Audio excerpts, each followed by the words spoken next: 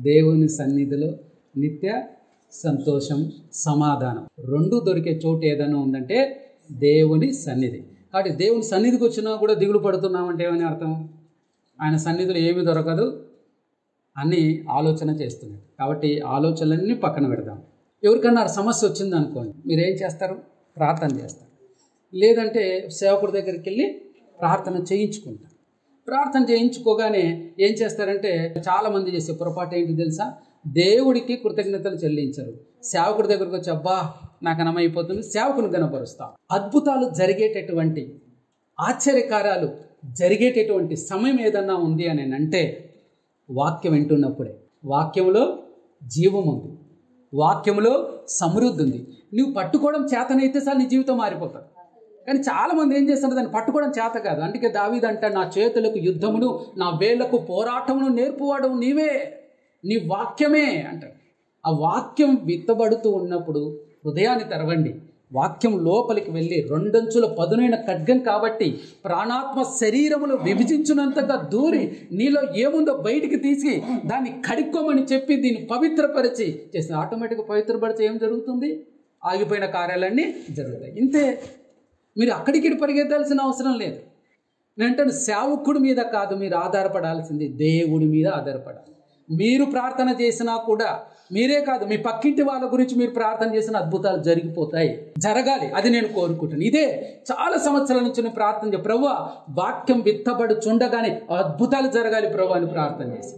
ఎందుకంటే నీ వాక్యానికి గొప్ప. అందుకే అన్నాడు, కీర్తనలో ఉంది కదా, ఆయన నామము కంటే కూడా వాక్యమును గొప్ప చేశాడట. అంత అద్భుతమైనటువంటి వాక్యం, నామము కంటే వాక్యాన్ని గొప్ప చేశాడట. వాక్యం యేసుక్రీస్తు ప్రభు. అంటే నువ్వు వాక్యం వింటున్నావు అంటే యేసుక్రీస్తు ప్రభువును నీలో స్వీకరిస్తున్నావని. నువ్వు వినట్లేదంటే నాకు యేసుక్రీస్తు ప్రభు వద్దు అని నీ అంతకు నీవు నిరాకరిస్తున్నావు. కాబట్టి శ్రద్ధగా వాక్యం విందాం. దేవుడు మాట్లాడుచుండగా మన జీవితాన్ని సరి చేసుకుందాం. వాక్యంలో విడుదలవుతుంది. మన సంబంధించింది ఏదైనా సరే, మన హృదయంలో ఏదైనా సరే ఒక సమస్య ఉంది, లేదా హృదయంలో ఏదైనా చెడు ఉంది, హృదయంలో ఏదైనా పాపం ఉంది, దాన్ని దేవుడు బట్టబయలు చేస్తూ ఉంటే దాన్ని ఒప్పుకుందాం. దేవుని సన్నిధిలో ఒప్పుకొని దాన్ని కడిగి వేసుకొని వాక్యం చేత ఉదక స్నానం చేసుకొని మనం అద్భుతం పట్టుకొని ఆశ్చర్యకార్యం మన జీవితంలో పట్టుకొని నేను నమ్ముచున్నాను, ఖచ్చితంగా అద్భుతం ఆశ్చర్యకార్యం జరిగి తీరుతుంది. ఎందుకంటే వాక్యంలో ఉన్న శక్తి. వెళ్దామా? ఇందాక చదువుకున్నాం మత్తయి సువార్త 26వ అధ్యాయానికి డైరెక్ట్ వెళ్ళిపోయి అక్కడి నుంచి ఈ దినం దేవుడు మనతో ఏం మాట్లాడబోచున్నాడో శ్రద్ధగా ఆలకిద్దాం. 36 నుంచి 46 వచనం వరకు కూడా ఒక సంఘటన చూస్తూ ఉన్నాం. యేసుక్రీస్తు ప్రభు మరణాన్ని ఎదుర్కోవడానికి సిద్ధపాటు అవుతున్నటువంటి సమయం అది. ఆ సమయము ఆయన ఎంత వేదన పడుతూ ఉన్నాడో, ఎంత దుఃఖంలో ఉన్నాడో మనకు ఈ అధ్యాయంలో చదివితే బాగా అర్థమవుతుంది. గ్రంథకర్తలు ముగ్గురు కూడా, మత్తయి సువార్తికుడు, మార్కు సువార్తికుడు, లూకా సువార్తికుడు, అలాగే ఆయన ఏం ప్రార్థన చేశాడో మరి ప్రార్థన అంతా కూడా యోహాను సువార్తికుడు వారి యొక్క సువార్తలలో రాసినట్టుగా మనం చూడగలుగుతాం. అయితే ఈ ప్రార్థన చెయ్యకముందు మరణానికి అప్పగింపబడే సమయం, శిలువ మరణానికి వెళ్ళబోతున్న సమయం, ఆ సమయంలో చూడండి, ఎవరికైనా సరే మానవ రీతిగా ఆలోచిస్తే ఏదైనా ఒక సమస్య వస్తుంది అని తెలిసినప్పుడు మన భావాలు ఎలా ఉంటాయి, మన ఆలోచనలు ఎలా ఉంటాయి? భయం పడుతుంది కదా, సహజంగానే ఆలోచన పడుతుంది, అయ్యో అది వస్తుందా అని చెప్పి. ఇక్కడ యేసుక్రీస్తు ప్రభు మానవుడిగా ఉంటున్నాడు, దేవునిగా కూడా ఉంటున్నాడు. మానవుడిగా ఆయన శరీరగా పడుతున్నటువంటి వేదన కనిపిస్తుంది. ఆత్మలో ఆయన ఏ వేదనతో ఉంటున్నాడో కూడా రెండు కూడా ఇక్కడ బాగా కనిపిస్తాయి. 36వ వచనాన్ని చదివితే, అంతటా యేసు వారితో కూడా గెత్సెమనే అనబడే చోటికి వచ్చి, నేను అక్కడికి వెళ్ళి ప్రార్థన చేసి వచ్చే వరకు మీరు ఇక్కడ కూర్చుండని శిష్యులతో చెప్పి, ఇక్కడ నేను వెళ్ళి ప్రార్థన చేసి వచ్చే వరకు మీరు ఇక్కడ ఉండండి అని చెప్పాడు. మొదటిగా యేసుక్రీస్తు ప్రభు అక్కడ ప్రార్థన చేయడానికి, ఇంకా మార్కు సువార్త, లూకా సువార్తలో చదివితే ఆయన ఎప్పుడు వెళ్ళేటాడు ప్రార్థన చేసుకోవడానికి? ఒక ప్లేస్కి వెళ్ళేవాడు, ఆ ప్లేస్కి వెళ్ళి ఆ తోటలో ప్రార్థన చేసేవాడు. అయితే ఇక్కడ గెత్సెమనే చోటికి వచ్చి ఆయన ప్రార్థన చేయాలని అనుకున్నాడు. దేని గురించి? ఆయన ఒక యాగం చేయబోతా ఉంటున్నాడు. మరణం మరణాన్ని ఎదుర్కోబోతూ ఉంటున్నాడు. ఆ మరణాన్ని ఎదుర్కోవడానికి ఆయన సిద్ధపాటు అవుతూ ఉంటున్నాడు.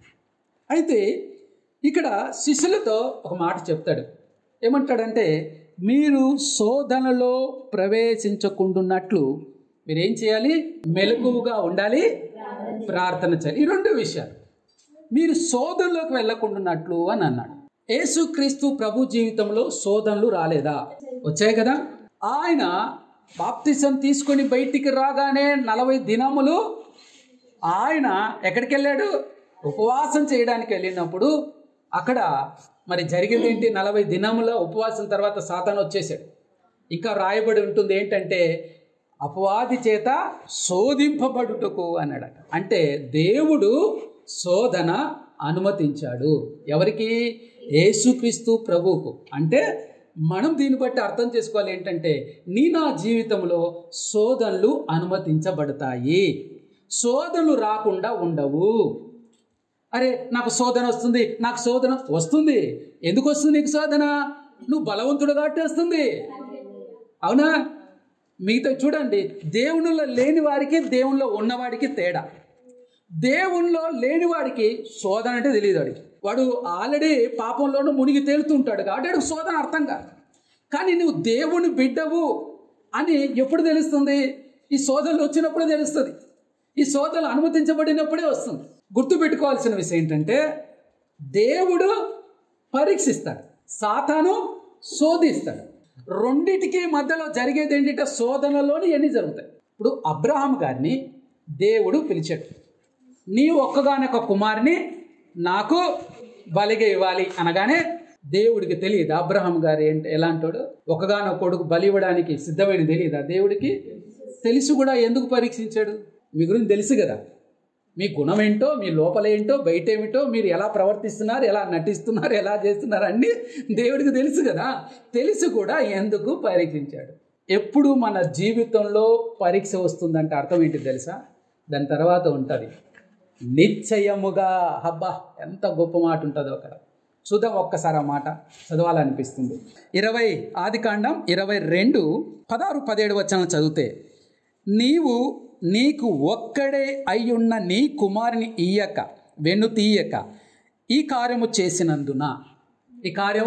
చేసినందున నేను నిన్ను ఆశీర్వదించి ఆకాశ నక్షత్రముల వలె సముద్ర తీరమందుని ఇసుక వలెను నీ సంతానమును. ఒక మాట వాడాడు చూడండి, నిశ్చయముగా. It's guarantee. ఏం చేస్తాడట? విస్తరింప చేసేదను. నీ సంతతి వారు తమ శత్రుల గవిని స్వాధీనపరుచుకొందురు. అంతేకాకుండా నీవు నా మాట వినినందున భూలోకములోని జనములన్నీ నీ సంతానం వలన ఆశీర్వదింపబడును. హల్లెలూయా. మన జీవితంలో అనుమతించబడే ప్రతి పరీక్ష వెనకాల గొప్ప ఆశీర్వాదం దాగి ఉంది. ఆ పరీక్ష దేనికంటే నిన్ను మాత్రమే కాదు, మనల్ని చుట్టుపక్కల వారిని, మనల్ని ప్రేమించే వారిని, మమ్మల్ని వెంబడించే వారిని అందరినీ కూడా ఆశీర్వాదంలోకి తీసుకురావడానికే దేవుడు పరీక్షను అనుమతిస్తాడు. హల్లెలూయా. ఆ పరీక్ష అనుమతిస్తాడు. అబ్రహాం గారి జీవితంలో పరీక్ష అనుమతించాడు. అబ్రహాం గారు పాస్ అయిపోయాడు. పాస్ చేయించింది ఎవరు? దేవుడే. ఆ పరీక్షకు తీసుకురాక ముందు హల్లెలూయా అబ్రహాం గారు పడినటువంటి వేదన మామూలుగా లేదు. ఆయన ఎన్నో ఇబ్బందులు పడ్డాడు, శ్రమలు పడ్డాడు, శోధనలు ఎదుర్కొన్నాడు. తన సంతానం విషయంలో శోధనలు అనుమతించబడి ఒక రోజు ఒక స్థితికి వచ్చాడు. ఎలా వచ్చాడంటే, తన ముందు జీవితాలు అన్నీ కూడా గమనించినప్పుడు పరిస్థితి అంతా కూడా తనకు వ్యతిరేకంగా ఉన్నాయి. తను అనుకున్నట్టు వాగ్దానంకు అన్ని వ్యతిరేకంగా కనిపిస్తున్నాయి. ఏది కూడా అనుకూలంగా కనిపించట్లేదు. ఆ సమయంలో దేవుడు వాగ్దానం ఇచ్చాడు, ఇదిగో నీ సంతానం ఇస్తా అన్నాడు. రోజులు గడిచిపోతున్నాయి, సంవత్సరాలు రోజులు గడిచిపోతుంటే దేవుడు ట్రైనింగ్ ఇస్తున్నాడు. ఇచ్చేసి ఒక దినం అబ్రహాం గారు అనుకోని సమయం మీదటికి, ఇదిగో నేను వస్తా, నీకు సంతానం కలుగుతుంది, నీ కుమారుని ఇస్తాను. మరి కుమారుని ఇవ్వడం జరిగింది. అది కూడా ఎంతమందిని ఇచ్చాడు? శారాకు అబ్రహాం గారి వాగ్దాన పుత్రుడు ఎంతమంది? ఒకడే కదా. ఆ ఒక్కడి నుంచే ఎంతమందిని తీసుకొచ్చాడు దేవుడు? గుర్తుపెట్టుకోండి. దేవుడు ఆ క్షణమందు అబ్రహాము గారిని పరీక్షకు తీసుకురాకముందు అనేక శోధనలకుండా, శ్రమలకుండా, ఇబ్బందులకుండా నడిపించి ఒక ట్రైనింగ్ ఇచ్చి ఒకరోజు పరీక్ష పెట్టి, అంతే కదా. మన జీవితంలో గమనించండి, మనం ఏదైనా సరే 10th ఇప్పుడు ఎగ్జామ్స్ రాస్తున్నారు పిల్లలు, ఒక క్లాస్ అంతా చదివిన తర్వాత పరీక్ష పెడతారు కదా, పరీక్ష పెడతారు, మధ్యలో పరీక్ష ఇస్తుంటారు, మధ్యలో కూడా చిన్న చిన్న పరీక్షలు పెడతారు, యూనిట్ టెస్ట్లని, వీక్లీ టెస్ట్లని, ఆ టెస్ట్ ఈ టెస్ట్, అమ్మ చాలా రకాల టెస్టులు పెట్టి చివరికి ఫైనల్ పరీక్ష దగ్గర తీసుకు. అబ్రహాం గారి జీవితం కూడా అంతే, నా జీవితం కూడా ఇలాగే ఉంటుంది, అందులో ఏ అనుమానం లేదు. కాబట్టి మధ్యలో వచ్చినప్పుడు ఎంతో ఈ శోధన, అమ్మ గుర్తుపెట్టుకో అక్క, ఈ శోధన వస్తుందంటే దాని అర్థం ఏంటంటే ముందు ఏదో గొప్ప బహుమానం దాచి ఉంచాడు. ఆ బహుమానం గురించే దేవుడు నిన్ను శోధనలకు అనుమతించాడు. గుర్తుపెట్టుకోవాలి, దేవుడు ఎప్పుడు శోధించడు. యాకోబు రాసిన పత్రిక 1వ అధ్యాయం, ఆ అధ్యాయం అంతా చదివితే మొదట్లోనే ఉంటుంది ఆ మాటలన్నీ కూడా. శోధన సహించువాడు ధన్యుడు, అతడు శోధనకు నిలిచిన వాడై ప్రభు తన్ను ప్రేమించు వారికి వాగ్దానం చేసిన జీవ కిరీటం. ఎందుకు శోధనలు అనుమతించబడుతున్నాయి? నీ నెత్తిన ఒక జీవ కిరీటం పెట్టడానికి అనుమతించబడుతున్నాయి శోధనలు. ఆ శోధనను ఏం చేయాలి? శోధన సహించాలి. అతడుకు శోధనకు నిలిచిన వాడే, శోధనలో నిలవాలి. అంటే నీకు శోధనలు వస్తాయి, అందులో నిలవాలి. మన చుట్టూ కూడా 2 స్పిరిట్స్ బాగా తిరుగుతూ ఉంటాయి. ఒకటి లోపల ఉంటుంది, ఒకటి బయట ఉంటుంది. లోపల ఉన్న స్పిరిట్ నేను ఏం చేస్తూ ఉంటుందంటే బలపరుస్తూ ఉంటాం. కమాన్ జాగ్రత్త జాగ్రత్త, హెచ్చరికలు చేస్తూ ఉంటాం. ఇదిగో ఈ తప్పు వస్తుంది, ఇదిగో జాగ్రత్త, నువ్వు జాగ్రత్త అని చెప్తా ఉంటాం. పైన ఉన్నటువంటి ఇంకొక స్పిరిట్ ఏం చేస్తూ ఉంటుంది, ఏం కాదు, ఇదిగో అలా ఏం కాదు, నీకు అది వస్తుంది, ఇది వస్తుంది, అబ్బా ఇదని లోకం వైపు లాగడానికి నీ మీద ప్రయత్నాలు చేస్తూనే ఉంటుంది. ఇప్పుడు అర్థమైంది అనుకుంటా. లోపల ఉన్నది పరిశుద్ధాత్మ దేవుడు, బయట ఉన్నది అపవాది. వాడు కూడా స్పిరిట్ రూపంలోనే ఉంటాడు కదా, వాడు కూడా మనల్ని శోధిస్తూ ఉంటాడు, పాపంలో లాగివేయాలని చూస్తూ ఉంటాడు. అసలు నేను అంటాను, శోధనలు ఎలా వస్తున్నాయి? శోధనలు ఎప్పుడూ కూడా, శోధనకు కారణం సాతాను కాదు అనుకుంటున్నారేమో, సాతాను అని కాదు. అసలు సాతాను శోధిస్తాడు అంతే. నీకు శోధన అనేది ఎక్కడ, దాని యొక్క పుట్టుక ఎక్కడో తెలుసా? మన హృదయమే. ఇప్పుడు ఆదాము అవ్వలను చూసుకుందాం. అవ్వను చూడండి, ఏదైనా ఆ తోటలోకి వెళ్ళింది. ఎక్కడికి వెళ్ళింది? అలా తిరుగుతూ ఉంది. ఎక్కడ తిరుగుతూ ఉంది? తోటలో. పండే కదా, పండు దగ్గర ఏమో ప్రతిసారి పోవాల్సిన అవసరం ఏముంది? అవునా? ఆలోచించండి. సాతాను ఏమన్నా పిలిచినట్టుందా అందులో? నువ్వు రా, ఆ చెట్టు చూతురా, ఆ పండు చూతురా అని ఉందా? లేదు. అంటే ఇవేం చేస్తుంది? దేవుడు తినకూడదని చెప్పాడు కదా, ఆలోచన అంతా ఎక్కడుంది? ఎందుకు తినొద్దన్నాడో. ఇదే మన మానవ స్వభావం. ఇది ఏంటంటే ఏదన్నా చెబితే ఆలోచన, ఎందుకు వద్దన్నాడబ్బా. ఇక ముచ్చట్లు పెడతాం దాని గురించి, గంటల తరబడి, రోజులు, సంవత్సరాలు దాడతాయి. ఎందుకో అది దానికి ఇంకా దాన్ని ఏమంటారు, మసిపూసి మామిడిగా ఏదో అంటారు సామెత, అలా దానికి చూసి దానికి 1 పోయి 1, 2 పోయి 3 పోయి అసలు పోతుంది, ఏదేదో పుట్టుకొచ్చాయి కొత్తవి. ఎక్కడి నుంచి వస్తున్నాయి అని? మనలో నుంచే వస్తున్నాయి. తిరుగుతూ ఉంది. చక్కగా ఏదైనా తోటలో సంచరించండి అంటే ఎందుకు ఆ చెట్టు దగ్గరికి పోలా, పండు దగ్గరికి వెళ్ళింది, చూసింది. చూడగానే అపవాది ఏం చేశాడు? ఏంటి? పండు తినొద్దన్నాడు దేవుడు. ఈ పండు తినొద్దన్నాడు. అవును, మా దేవుడు తినొద్దన్నాడు. మరి ఎందుకు వచ్చినావు? నువ్వు పండు దగ్గరికి ఎందుకు వచ్చావు? నీవు ఆ పండు దగ్గరికి నువ్వు రావడం బట్టే కదా. అంటే అర్థం ఏంటి? శోధన దగ్గరికి మనము చాలాసార్లు శోధన కలగటానికి మనమే అనుమతి ఇస్తున్నాము. మొబైల్ చూస్తారు. ఎంతవరకు చూడాలి? ఇక 1, 2 గంటలు 3 దాని మీదనే ఉంటాం. ఇట్లా పోతా ఉంటే ఏదో ఒకటి సడన్గా వస్తాడు సాతాను, ఉడుకుంటాడు. ఫస్ట్ చూడండి, బాగా గుర్తుపెట్టుకోండి, దేవుని వాక్యం చూస్తాం. ఎంత బాగుంది, ఈ లోపల టక్కన ఒకటి వస్తుంది. రాగానే దాన్ని తిప్పుదామా? తిప్పుతారా? అస్సలు దాన్ని కాసేపు, అమ్మో ఇది చూడకూడదు, ఆల్రెడీ చూసేసి ఉంటాడు. ఇదే కదా జరిగేది, ఆల్రెడీ చూసేసి ఉంటాడు. అబ్బా ఇది చూడొద్దు అంటాడు. అంటే మనిషి ఏమైపోతుందంటే అపవాదికి చోటు మనమే ఇస్తున్నాం. అందుకే అపవాదికి చోటు ఇయ్యకుడి, చోటు మనమే ఇస్తున్నాం. చోటు ఇవ్వడాన్ని బట్టి అపవాది ఏం చేస్తున్నాడు? శోధిస్తున్నాడు. అందుకనే ఒక వస్తువును కానీ, వాహనాన్ని కానీ, బిల్డింగ్ని కానీ ఏదైనా చూసినప్పుడు మనలో ఒక కోరిక పడుతుంది. ఏంటి? నాకు ఉంటే బాగుండు. అందుకే యాకోబు గారు బాగా చక్కగా రాశారు, దైవజనుడు కదా, బాగా చక్కగా రాశారు. ఏంటి అంటే చూడండి, దేవుడు కీడు విషయమై శోధింపబడనేరడు, ఆయన ఎవరిని శోధింపడు గనక ఎవరిని శోధింపబడినప్పుడు నేను దేవుని చేత శోధింపబడుచున్నా అనకూడదు. ప్రతి వాడును స్వకీయ అన్నాడు. స్వకీయ అంటే తనలో నుంచే వస్తుంది, అక్కడి నుంచో కాదు. స్వకీయమైన దురాశ చేత. నీకు ఆశ ఉండడంలో తప్పు లేదు, కానీ ఎప్పుడైతే దురాశ కలుగుతుందో అప్పుడు ఏమైపోతుందంట? ఏడువబడి మరలు కొల్పబడి నీలో ఆశ పడుతుంది, దురాశ పడుతుంది, కోరిక పడుతుంది. ఇప్పుడు నేను అంటాను, మొదట దేవుని నీతిని రాజ్యమును వెతకండి, అప్పుడు మీకు అన్ని ఎన్నికలు అన్నీ వస్తాయని వాక్యం ఉంది కదా. మరి మనమేం చేస్తాం? ప్రార్థన, ఆయన రాజ్యం గురించి ప్రార్థన చేస్తామా? పరలోక ప్రార్థన ఎంతమంది చేస్తారు? పరలోక ప్రార్థన చేసినప్పుడు మొదట ఆ క్రమము గమనించండి. క్రమం గమనించారా? పరలోకమందున్న మా తండ్రి అంటే ఆయన మన తండ్రి అని మనము జ్ఞానం కలిగి ఆయన స్తుతించడానికి మొదలు పెడతాం. నా తండ్రివి నీవే, నాకు నీవు తప్ప ఎవరూ లేరు, ఈ లోకంలో ఉన్నవారు ఒకరోజు నా చేయి వదలాల్సిందే, కానీ నా పరలోకపు తండ్రి మాత్రం నీవే అని. పరలోకమందున మా తండ్రి, తర్వాత ఆయన నామాన్ని స్తుతిస్తాం.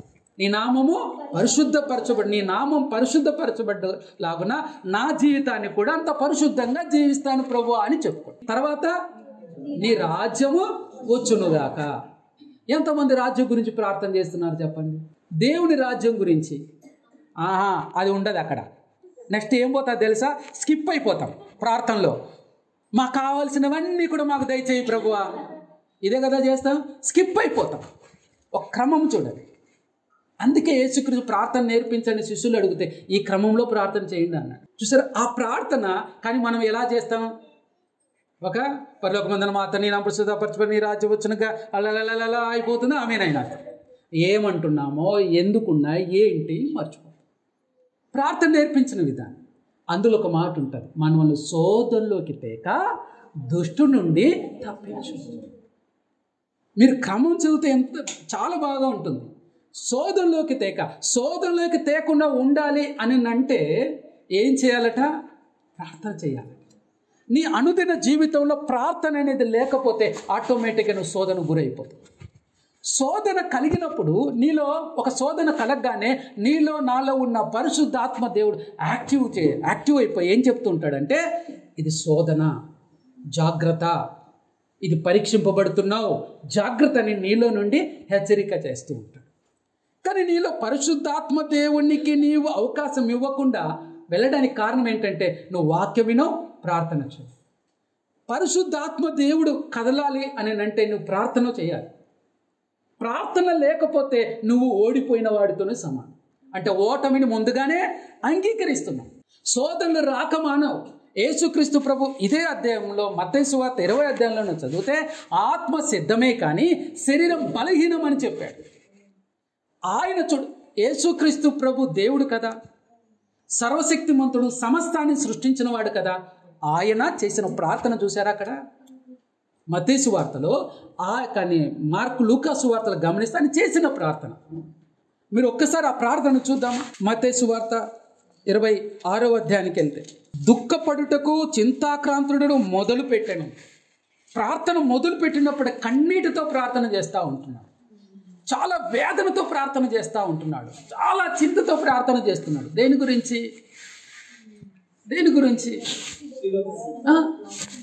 సిలువ మరణాన్ని ఎదుర్కొంటున్నాడు అనడానికి కాదు. మీరు పొరపాటును కూడా అనుకోకండి.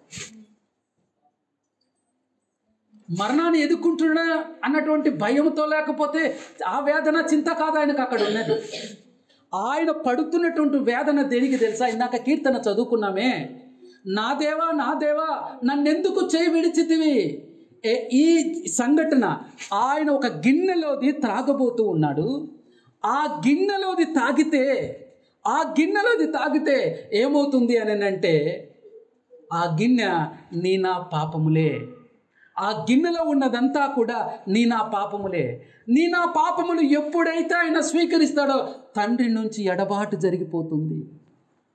ఎందుకంటే పాపం ఉన్న చోట తండ్రి ఉన్నాడు. ఆ సిలువలో ఆయన ఆ సిలువ మోసుకుంటూ వెళుతూ ఉన్నాడు. ఆ సిలువలో ఏమున్నాయి? ఆ గిన్నెలో తాగాడే ఆ పాపాలన్నీ కూడా, నేను ఆ పాపములన్నీ కూడా ఆ సిలువలో ఆయన పెట్టుకొని మోస్తూ వెళ్తూ ఉన్నాడు. ఎత్తైన కొండకి వెళ్తూ ఉన్నాడు. ఆ కొండ మీదకి వెళుతూ ఉన్నప్పుడు ప్రతి బాధ భరిస్తూ ఉన్నాడు, ప్రతి వేదన భరిస్తూ ఉన్నాడు. ఆయనకు ఒకటే ఈ సిలువ నొప్పి కాదు, సిలువ భారం ఇది కాదు, అన్నిటికంటే భారమైనటువంటి తట్టుకోలేని స్థితి ఏంటి తెలుసా? క్షణకాలము దేవుని ఎడబాటు జరగబోతుంది. అది తట్టుకోలేకపోతున్నాడు. ఆ వేదనకు తట్టుకోలేకపోతున్నాడు. నీకు నాకు ఏదైనా సరే దేవుడి గురించి ఆఖరికి ఏదైనా సరే దేవుని గురించి ఏదైనా వదులుకోవడానికి మనం సిద్ధంగా ఉంటామా? సిద్ధంగా ఉంటాం. యేసుక్రీస్తు ప్రభుట ప్రార్థన సిద్ధపాటు అవుతున్నాడు. ఆయన శిలువమాను మీద పడినప్పుడు కానీ, లేకపోతే ఆ గిన్నెలో తాగినప్పుడు కానీ, ఆయన కలిగిపడే వేదనలు, ఆయన పడే శ్రమలు అన్నీ కూడా ఆ గిన్నెలో ఉన్నాయి. అది స్వీకరించాలి. ఆయన మీద చెయ్యి వేయాలంటే ఆ గిన్నెలో ఆయన తాగాల్సిందే. ఆయన ఎవరు ముట్టుకోవడానికి అధికారం లేదు. ఆ గిన్నెలో తాగిన తర్వాతనే బంట్రోతులు వచ్చి పట్టుకున్నారు ఆయన కదా. ఆ గిన్నెలోది తాగినంత వరకు ఎవడు ఏమి చేయలేడు. ఆ గిన్నెలోది ఎప్పుడైతే అంటే ఆయనే స్వీకరించాడు. తండ్రి ఎడబాటు జరుగుతుంది కదా అని ఆ బాధ, ఆ వేదన శరీరరీతిగా ఆయనకు ఉండొచ్చు. ఆ పెయిన్స్ అన్నీ కూడా కళ్ళ ముందు కనిపించి ఆయనకు ఉండొచ్చేమో. కానీ దానికంటే మించినటువంటిది ఏంటిదంటే తండ్రితో ఎడబాటు జరుగుతుంది ఆ గిన్నెలోది తాగితే. ఆ గిన్నెలోది ఆయన తీసుకొని పోచు ఉంటుండగా శోధనలు రావా? సాతాను 40 దినాలు యేసుక్రీస్తు ప్రభు 40 దినాలు ఉపవాసం ఉండి రాగానే శోధించాడు కదా. ఎలా శోధించాడు? ఇదిగో ఆకలితో ఉంటే అన్నాడు సాతాను, ఇదిగో ఈ రాళ్ళను రొట్టెలుగా మార్చుకొని తినవచ్చు కదా నువ్వు అన్నప్పుడు ప్రభు అన్నాడు కదా, మనిషి రొట్టె వలనే మాత్రమే కాదు దేవుడి నోటి మాట వలన జీవిస్తాడు. ఇక రెండోసారికి శిఖరం మీదకి తీసుకెళ్ళట. ఈ రాజ్యములన్నీ చూస్తున్నావే, నాకు మొక్కుతే, నా సాష్టాంగ పడితే అన్నీ నీకు ఇస్తాను. యేసుక్రీస్తు ప్రభు సాతానుకు లొంగలేదు, కానీ దేవుడికి మాటకు విధేయత చూపించాడు. అందుకే ఈ రాజ్యములన్నీ కూడా నా దేవుడు, నా తండ్రి ఆజ్ఞాపిస్తే ఏది జరగదు. అక్కడ సాతానుకు లొంగలేదు, కానీ గెత్సెమనే తోటలో తండ్రి అయిన దేవుని ఎదుట సాగిలపడ్డాడు. రాసింది మీరు చూడండి 39వ వచనం. కొంత దూరం వెళ్ళి సాగిలపడ్డాడు. ఆయన సాగిలపడ్డాడు. భూలోక రాజ్యములే కాదు, సర్వ సృష్టి కూడా ఆయన పాదాల దగ్గరికి వచ్చేసి హల్లెలూయా. ఆయన దేవుని సాగిలపడ్డాడు. కానీ సాతాను ఏం చేశాడు?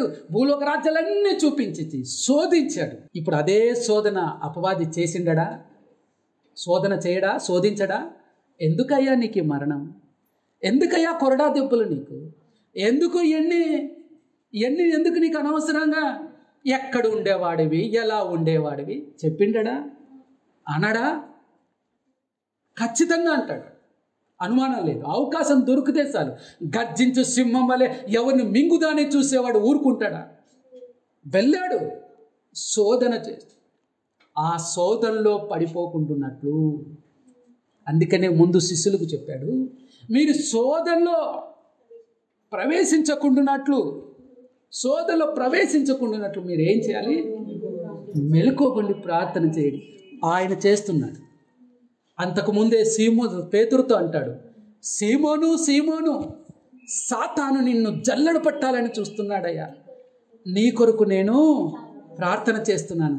ఇప్పటికీ స్టిల్ నౌ నీ గురించి నా గురించి శోధనలో పడిపోకుండానట్లు ఆయన ప్రార్థన చేస్తున్నాడు. నువ్వు అనుకుంటున్నావేమో, అబ్బా నేను ఏ పాపం చేయకుండా స్ట్రాంగ్గా ఉన్నాను, నాలో ఏ పొరపాట్లు జరగకుండా నేను బాగున్నాను, నీతిమంతుడుగాను గొప్పవాడుగా ఉన్నాను నువ్వు అనుకుంటున్నావేమో. అలా ఉండటానికి కారణం ఏంటి తెలుసా? నీ గురించి నా గురించి తండ్రి యొద్ద విజ్ఞాపన చేస్తూ ఉన్నాడు యేసుక్రీస్తు ప్రభు. యోహాన్ రాసిన పత్రిక 2వ అధ్యాయం మొదటి 2 వచనాలు చదవండి, అక్కడ ఉంటుంది. మన కొరకు ఉత్తరవాదిగా ఆయన అని మన గురించి ప్రార్థన చేస్తున్నాడు. ఆయన అంటాడు, ప్రార్థన చేస్తూ గిన్నెలో తీసుకుంటూ అంటాడు, తీసుకోబోద్దు అంటాడు, ప్రభువా నీ చిత్తం అయితే ఇక ఎన్నో నాకు దూరం చేయొచ్చు కదా అని అడిగాడు. ఎందుకు అది అడిగాడు? ఆయన మాటకు అవిధేయత చూపడానికి కాదు. నేను చెప్పినట్టు మరణిస్తాను, కానీ నీ నుండి నాకు ఎడబాటు జరుగుతుందే, నేను అది తట్టుకోలేనయ్యా, అది లేకుండా ఉంటే అంత బాగుంటుంది అని వేదన పడుతూ ఉంటున్నాడు. నా దేవా నన్ను చెయ్యి విడవద్దు, నేను తట్టుకోలేనయ్యా.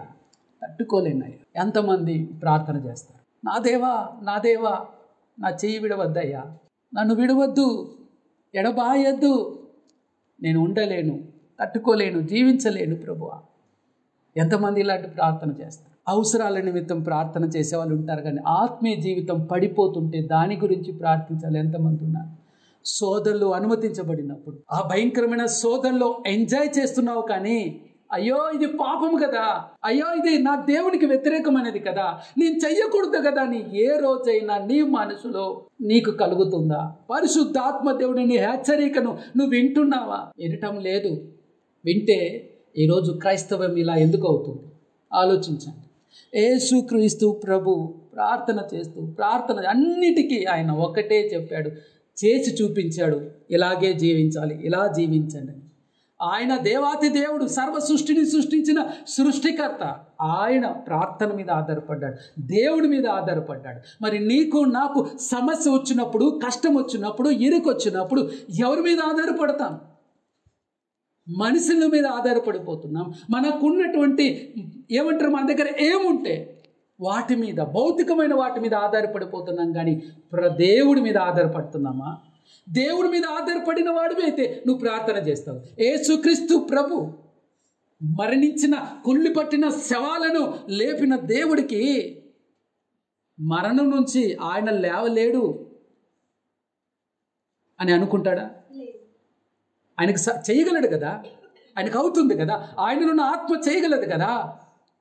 మరి తెలిసి కూడా ఆయన ఎందుకు అంత వేదన పడుతున్నాయి? ఒకటే కారణం, తండ్రి నుంచి ఎడబాటు క్షణకాలం జరిగినా తట్టుకోలేకపోతున్నా. మన జీవితంలో అలా ఉందా? ప్రార్థన ఏముందిలే, ఈరోజు ప్రార్థన చేయకపోయినా ఏం కాదు, బైబిల్ చదవకపోయినా ఏం కాదు, సాతాను చదే మాటలు చెప్తా ఉంటాడు.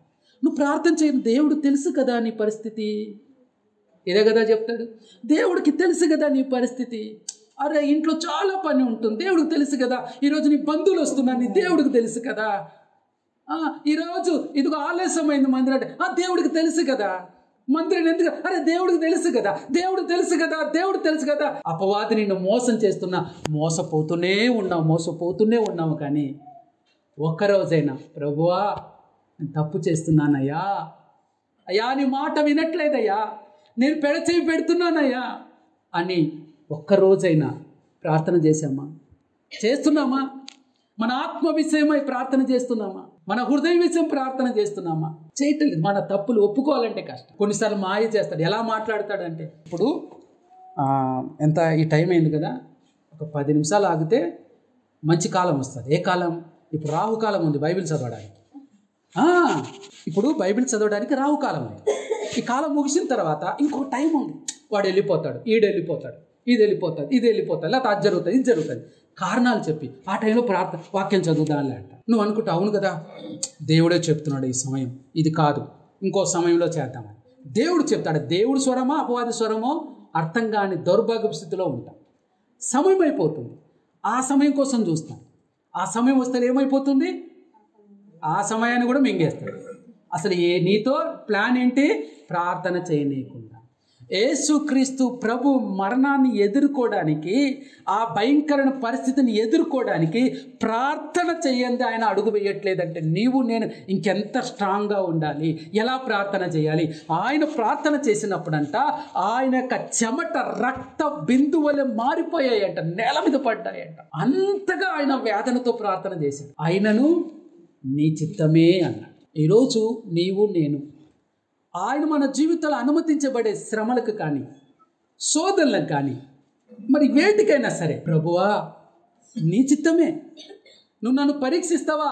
నీ చిత్తమే, ఇదిగో ఈ శ్రమల గుండా నడిపిస్తావా? నీ చిత్తమే అని ఎంతమంది ప్రార్థన చేస్తారు? యేసేపు జీవితంలో పోతీఫరు భార్య నుంచి వచ్చిన శోధన లేకపోతే జైల్లో పడేవాడు కాదు.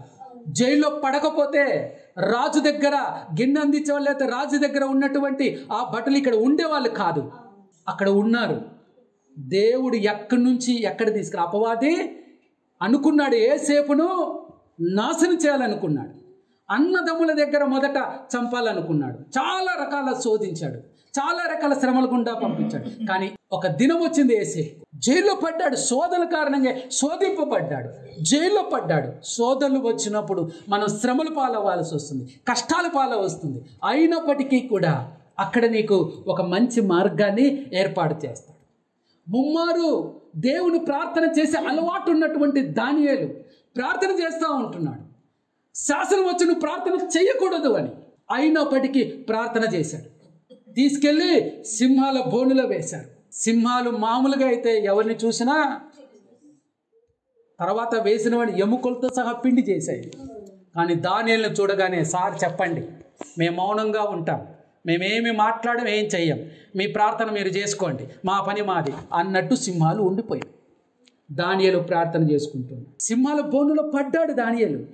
కానీ సింహాల బోను నుంచి ఎక్కడికి వెళ్ళాడు? సరాసరి ఎక్కడికి వెళ్ళాడు? మొత్తం రాజు కూడా లేనటువంటి గొప్ప స్థితిలోకి దానియేలు వెళ్ళిపోయాడు. యోసేపు వెళ్ళిపోయాడు, దానియేలు వెళ్ళిపోయాడు. దావీదు జీవితంలో కూడా శోధన అనుమతించబడింది. మీద తిరుగుతూ ఉన్నాడు.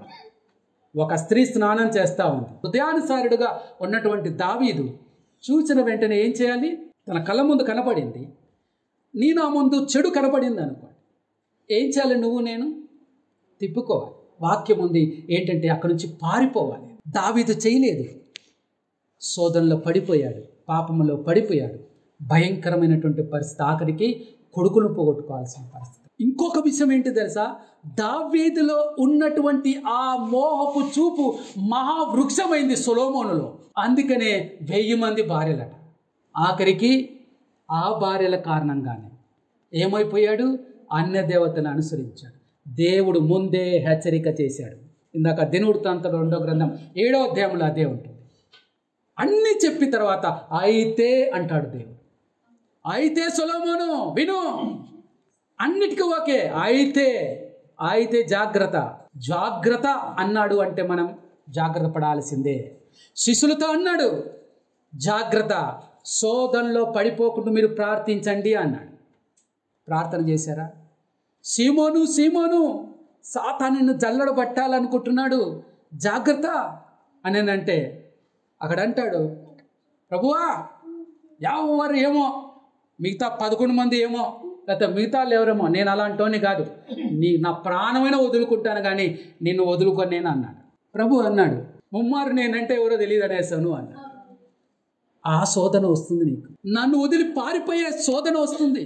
3.5 సంవత్సరం ట్రైనింగ్ ఇచ్చాను కదా, ఆ ట్రైనింగ్ పరీక్షకు నిలబడబోతా ఉంది శోధన రూపంలో. నువ్వు ఆ పరీక్షకు ఎదుర్కొని నిలబడాలి అని దేవుడు ముందే హెచ్చరిక చేస్తే ప్రార్థన చేశారా? చేయలేదు, నిద్రపోయాడు. యేసుక్రీస్తు ప్రార్థన చేశాడు, మరణాన్ని గెలిచాడు.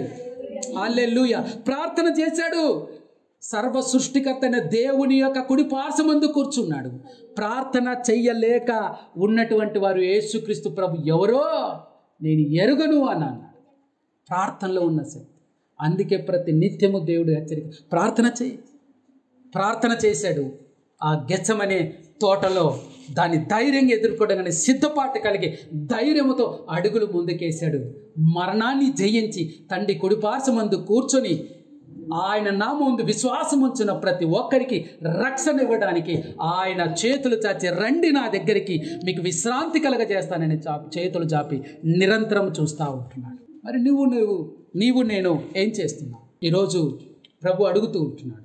మన జీవితంలో కూడా శోధనలు అనుమతించబడుతున్నాయి. వాక్యం ద్వారా దేవుడు మాట్లాడుతూ ఉంటున్నాడు. నీ జీవితంలో ఈ శ్రమలు వస్తాయి, ఈ శోధనలు వస్తాయి, కష్టాలు వస్తాయి. అయితే నువ్వు ఎలా ఉన్నావు? యేసుక్రీస్తు ప్రభు ధైర్యంగా మరణాన్ని ఎదుర్కోవడానికి సిద్ధపాటు ప్రార్థన చేసి సిద్ధపడి ముందుకెళ్ళాడు. ఈరోజు అంటున్నాడు, నువ్వు దేవుని నమ్ముకున్నావు, నీవు ప్రభుని నమ్ముకున్నావు, రక్షింపబడిన నీ జీవితంలో కూడా శ్రమలు అనుమతించబడతాయి, శోధనలు అనుమతించబడతాయి, కష్టాలు అనుమతించబడతాయి. అప్పుడు నీ వైఖరి ఎలా ఉంటుంది? అన్నీ బాగున్నప్పుడు దేవా స్తోత్రం అంటాం, బాగలేనప్పుడు సాతాను స్తోత్రం అంటాం. అంటే సాతాను పేరు చెప్పాల్సిన అవసరం లే. నువ్వు దేవుని కాకుండా దేని మీదకి వెళ్ళినా దాని అర్థం అదే. నీకు రోగం వస్తుంది, ప్రార్థన చెయ్యవు. ఫస్ట్ డాక్టరో డబ్బో ఇదో చూసుకో. దానికి తగిన వాక్యాలు కూడా ఎత్తుక్కొని మరీ అపవాది బోధిస్తుంటాడు. యేసుక్రీస్తు ప్రభువుని అదే కదా చేశాడు. జాగ్రత్త అంత దినాల్లో ఉంటున్నాం. నువ్వు ప్రార్థనకు సమయం ఇవ్వకపోతే మాత్రం నువ్వు ఓడిపోతావు. మహామహులనే పడగొట్టేసి. కానీ ఈరోజు ప్రభు అంటున్నాడు, ఆయన కూడా నీవలే నావలే మనవలే శోధనను కూడా ఎదిరించిన వాడు, శోధనను కూడా మనవలే శోధన జయించి నిలబడిన వాడు మనకు సహాయం చేయడానికి సిద్ధంగా ఉంటున్నాడు ఆయన. మరి నీవు నేను శోధనలు వచ్చినప్పుడు భయపడుతూ కంగారు పడుతూ ఏదో జరిగిపోతుందన్నటువంటి భయం ఆందోళన పడిపోయి లోకం వైపు చేతులు చాపి లోకం వైపు చూస్తూ శోధనలో పడిపోయి పాపములో పడిపోయి ఆయనకు దూరం అవుతావా? లేకపోతే ప్రభు వైపు చూసి, ప్రభువా నీ చిత్తమే నా పట్ల సిద్ధింపబడును గాక, నువ్వు కోరుకున్నట్లే నువ్వు అనుకున్నట్లే నా జీవితంలో శ్రమలు అనుమతించు, కష్టాలు అనుమతించు, శోధనలు అనుమతించు, అయితే నువ్వు నాతో ఉండు ప్రభు. నేను వాటన్నిటినీ గెలిచి ఒకరోజు నీవు కుడిపార్శ్వమందు కూర్చున్నట్టుగా నేను నీ పక్కన కూర్చుంటాను ప్రభు. అదే కదా జయించిన వాడిని నా సింహాసనమందు కూర్చుండబెట్టుకుంటాను. ఏది జయించిన వానికి? శోధనలు జయించిన వాడికి, శ్రమలు జయించిన వాడికి, కష్టాలు జయించిన వాడికి అన్ని జయించి ఒకరోజు నిలబడితే, నువ్వు నిలబడగానే అద్దంలో నీ ముఖం కాదు, నువ్వు చూస్తే అద్దంలో నీ ముఖం కనిపించదు, యేసుక్రీస్తు ప్రభు ముఖం కనిపిస్తుంది. ఎందుకంటే నువ్వు క్రీస్తు వలె రూపాంతరం చెందుతావు కాబట్టి. హల్లెలూయా, హల్లెలూయా. నీవు నేను క్రీస్తు వలె రూపాంతరం చెందాలని ఈ దినం మాట్లాడుతూ ఉంటున్నాడు. నువ్వు శ్రమలు వచ్చాయని చెప్పి, శోధనలు వచ్చాయని భయపడు, పెరికితనంతో వెనక్కు పారిపోవద్దు. కానీ ధైర్యంగా ప్రభు కొరకు నిలబడదాం. అలా నిలబడాలంటే నీవు ప్రార్థన చేయాలి. యేసుక్రీస్తు ప్రార్థన చేసినట్టే మనము కూడా ప్రార్థన చేసి ఏ సమస్యనైనా ఎదిరించడానికి సిద్ధపాటు అవుదాం. దేవుడు అట్టి కృపను మనకు అనుగ్రహించును గాక.